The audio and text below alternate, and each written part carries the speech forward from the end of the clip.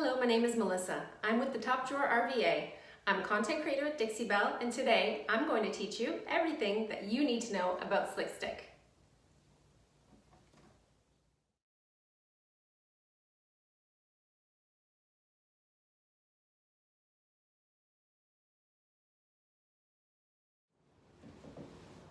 Slick Stick bonds to any shiny surface. What you're going to do is use a chip brush. This brush is then thrown away after use.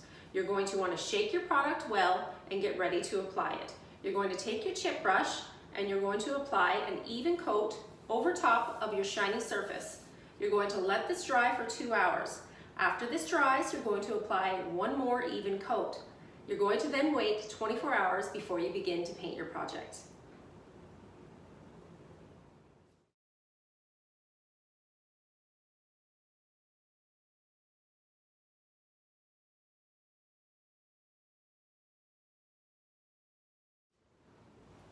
Once your 2 coats of Slick Stick have dried for 24 hours, you're ready to begin painting with your Dixie Belle Paint products. Have fun, enjoy painting.